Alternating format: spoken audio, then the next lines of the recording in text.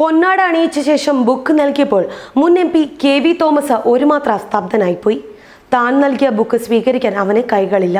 എന്നാൽ മുൻ MP ഞെട്ടിച്ചുകൊണ്ട് അവൻ തൻ്റെ കൈകളായ കാലുകളാൽ അത് ഏറ്റുവാങ്ങി.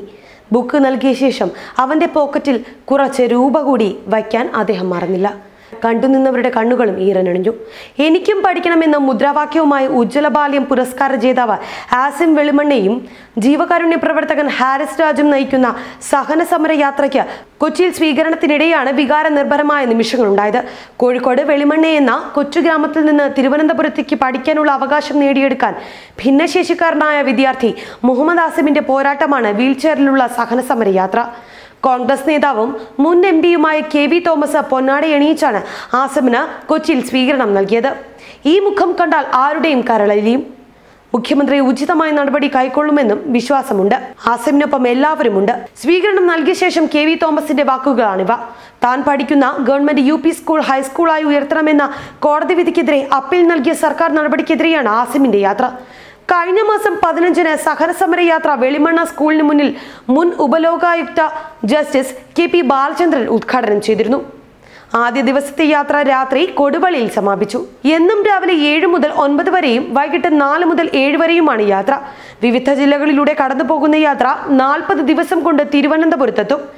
8 വർഷം മുൻപുള്ള ഒരു ജൂൺ മാസം 1-ാം തീയതിയാണ് ഓമശ്ശേരി വെളിമണ്ണ ആലത്തുകാവിൽ മുഹമ്മദ് സെയ്ദ് ജഷീന ദമ്പതികളുടെ 4 മക്കളിൽ മൂത്തയാളായ ആസിമ ഉപ്പയുടെ കൂടെ വീടിന് തൊട്ടടുത്തുള്ള ഓമശ്ശേരി വെളിമണ്ണ LP സ്കൂളിലേക്ക് ആദ്യമായി എത്തുന്നത്. അവന്റെ പേര് രജിസ്റ്ററിൽ ചേർക്കണമെന്നേ ഉപ്പയ്ക്കും ഉമ്മയ്ക്കും ആഗ്രഹമുണ്ടായിരുന്നുള്ളൂ. കാരണം ആസിമിന് ഒറ്റയ്ക്ക് ഒന്നും ചെയ്യാൻ കഴിയില്ല. ജന്മന 2 കൈകളും 1 കാലിന് ശേഷിക്കുറവും ആസിമിന്റെ ദൈനംദിന കാര്യങ്ങൾ ചെയ്യാൻ പോലും ബുദ്ധിമുട്ടുണ്ടാക്കുമായിരുന്നു. അതിനിടയിൽ എങ്ങനെ സ്കൂളിലെത്തി പഠിക്കുമെന്നതിനെ കുറിച്ച് ആലോചിക്കാൻ പോലും അവർക്ക് കഴിഞ്ഞിരുന്നില്ല. അതിനാൽ പേര് ചേർത്താൽ മാത്രം മതിയെന്ന് സ്കൂളിലെ പ്രധാനാധ്യാപകനോട് പറഞ്ഞു. പക്ഷെ പള്ളിക്കൂടത്തിന്റെ പടികടന്ന് ആസിമ എന്നും സ്കൂളിൽ വരണം, കൂട്ടുകാരോടൊപ്പം പഠിക്കണമെന്ന് ആഗ്രഹിച്ചു. അവന്റെ ആഗ്രഹത്തിന് ആ ചെറിയ സ്കൂളിലെ വിശാല മനസ്കരായ അധ്യാപകർ ഒപ്പം നിന്നു.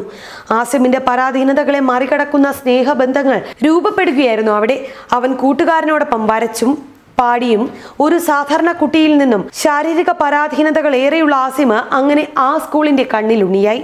സ്കൂളിലെ അധ്യാപകരുടെയും BRC ട്രെയിനർമാരും ആസിമിന്റെ വീട്ടിലെത്തി കാലുകൊണ്ട് എഴുതാനും വരയ്ക്കാനുമെല്ലാം പരിശീലിപ്പിച്ചു. തനിക്ക് വാരിക്കോരി സ്നേഹം തന്ന സ്കൂളിന് വേണ്ടി ആസിം അന്നത്തെ മുഖ്യമന്ത്രി ഉമ്മൻചാണ്ടിയെ കണ്ടു. തൻ്റെ പരാധീനതകൾ ബോധിപ്പിച്ചു. പഠിക്കണം, പക്ഷേ ഈ അവസ്ഥയിൽ ദൂരെ പോയി പഠിക്കാൻ കഴിയില്ല. തൻ്റെ പ്രിയപ്പെട്ട സ്കൂളിലെ UP സ്കൂളായി ഉയർത്തണമെന്നും ആസിം മുഖ്യമന്ത്രിയോട് ആവശ്യപ്പെട്ടു. ആസിമിന്റെ ആവശ്യം അംഗീകരിച്ച സർക്കാർ ഓമശ്ശേരി വെളിമണ്ണ LP സ്കൂളിനെ UP സ്കൂളായി ഉയർത്തി. ആസിം തന്റെ കൂട്ടുകാരോടൊത്ത് കളിയും പഠനവും തുടർന്നു. ഇന്ന് ആസിം 7-ൽ പഠിക്കുന്നു. അടുത്ത വർഷം 8-ാം ക്ലാസ്സിലാണ്. ഹൈസ്കൂൾ വിദ്യാർത്ഥി. പക്ഷേ വെളിമണ്ണ സ്കൂൾ ഇപ്പോഴും UP ആണ്. തന്നോടൊപ്പം തന്റെ സ്കൂളും വളരണമെന്നാണ് ഇപ്പോൾ ഇവന്റെ ആഗ്രഹം. ആസിം മുഖ്യമന്ത്രി പിണറായി വിജയന് കത്തെഴുതി കാത്തിരിക്കുകയാണ്. താൻ 8-ലേക്ക് കടക്കുമ്പോൾ തന്നെ കാത്ത് ഒളവണ്ണ സ്കൂളിൽ 8-ാം ക്ലാസിന്റെ വാതിൽ തുറക്കണം. 90ഓളം വർഷം മുൻപ് ആരംഭിച്ച വെളിമണ്ണ LP സ്കൂൾ UP സ്കൂളായി അപ്ഗ്രേഡ് ചെയ്യാൻ മുന്നിട്ടിറങ്ങിയത് വൈകല്യത്തെ തന്റെ ഇച്ഛാശക്തി കൊണ്ട് തോൽപ്പിച്ച ഈ മിടുക്കൻ ഇന്ന് നാടിന്റെ ഓമനയാണ്. നാടിന്റെ ആവശ്യം യാഥാർത്ഥ്യമാക്കാനായി ആസിം ഇപ്പോഴും എഴുതുകയാണ്. മുഖ്യമന്ത്രിക്കും മന്ത്രിമാർക്കും ജനപ്രതിനിധികൾക്കും. അവൻ കാലുകൊണ്ട് കത്തെഴുതിക്കൊണ്ടിരിക്കുമ്പോഴാണ് ഹൈക്കോടതിയിൽ കൊടുത്ത ഹർജിയിൽ അനുകൂല വിധി വരുന്നത്. UP സ്കൂൾ ഹൈസ്കൂളായി ഉയർത്തണം. ആസിമിന്റെ പഠനത്തിന് ഒരു തടസ്സവും ഉണ്ടാകരുതെന്നും വെളിമണ്ണയിലും സമീപത്തെ 4 പഞ്ചായത്തുകളിലും ഹൈസ്കൂളില്ല.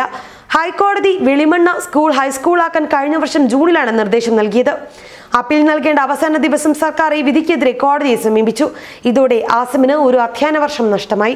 പലർക്കും പലതവണ പരാതികൾ നൽകിയിട്ടും ഫലം കാണാതായതോടെയാണ് സമരയാത്ര നടത്താൻ തീരുമാനിച്ചത്. ന്യൂസ് ഡെസ്ക് മറുനാടൻ TV.